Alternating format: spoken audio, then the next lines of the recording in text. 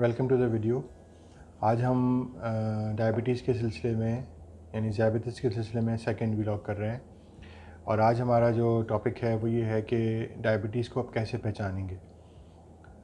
होता ये है कि जब किसी पेशेंट को डायबिटीज़ होती है या होने लगती है तो वो एक प्रोसेस है।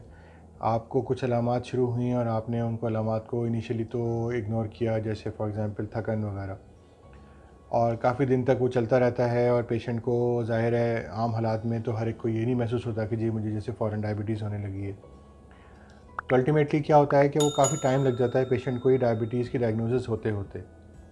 इसलिए टेक्निकली स्पीकिंग जब पेशेंट हमारे पास आके डायबिटीज़ की डायग्नोसिस हो जाती है तो हम ये समझते हैं कि 1 साल तकरीबन पहले से उसको शुगर हो चुकी है। तो अगर किसी को 5 साल में कॉम्प्लिकेशंस की डेवलपमेंट का चांस है और वो 3 साल 4 साल की हिस्ट्री दे रहा है डायबिटीज़ की, और तो मैं ये समझूंगा कि उसको 5 साल हो चुके हैं।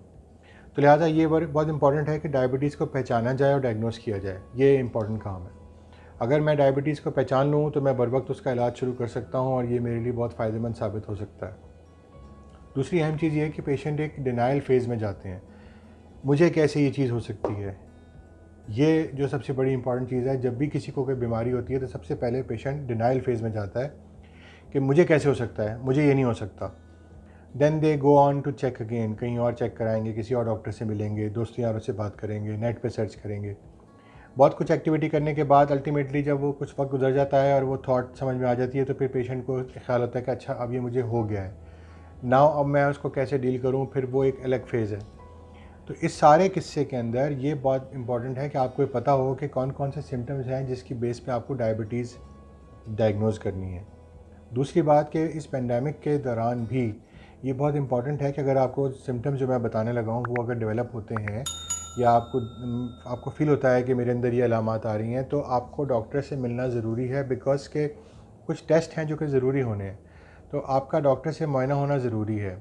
तो इस सिनेरियो में भी अगर आपको ये सिम्टम्स महसूस हों या आपके किसी दोस्त यार को, रिश्तेदार को, तो आपको चाहिए कि वो ज़रूर डॉक्टर से मुलाकात करें। सबसे जो अहम सिम्टम है वो है थकन।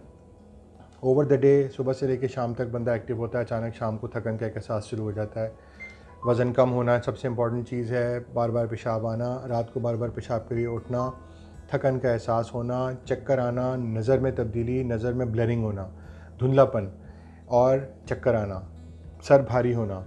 बाज़ लोगों को सिर्फ हेडेक होता है जो कि एक वाहिद अलामत है डायबिटीज़ की, जो किसी सूरत जा नहीं रहा होता। तो ये चंद अलामात जो मैंने बताई हैं ये आप ध्यान में रखें कि अगर इनमें से कोई अलामात हों और वो मोर दैन 2-3 डेज़ परसिस्ट कर रही हैं, 2-3 दिन से ज़्यादा रह रही हैं, तो लाजमी तौर पे डॉक्टर से मिलें और अपना शुगर टेस्ट ज़रूर टेस्ट कराएं। बहुत ज़्यादा चांस होता है ऐसे लोगों में जिनमें फैमिली हिस्ट्री है डायबिटीज़ की कि उनको ये बीमारी हो जाए, लेकिन ये ज़रूरी नहीं है।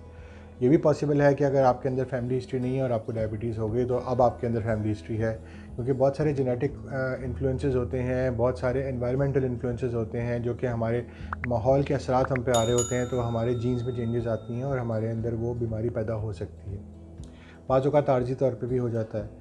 तो लिहाजा डायबिटीज़ के हवाले से इंपॉर्टेंट चीज़ ये है कि इसको समझें, इसके सिम्टम्स को याद रखें। थकन, ज़्यादा पेशाब आना, वज़न अचानक कम होना, सर में दर्द, चक्कर का आना, आँखों में धुंधलापन, ये इंपॉर्टेंट अलामात हैं जो आपको याद रखनी है। और बहुत ज़्यादा भूख का लगना और प्यास लगना। तो उम्मीद है कि आप ये चीज़ें समझ जाएंगे और अब नेक्स्ट व्लॉग में हम ये डिस्कस करेंगे कि अब इसके बाद नेक्स्ट स्टेप क्या है और कैसे आपने टेस्ट करना है अपने आप को डायबिटीज़ के लिए। Thank you, stay safe. Channel को सब्सक्राइब कर लें, लाइक करें और प्लीज़ शेयर ज़रूर करें ताकि लोगों को इसका फ़ायदा हो। Thank you.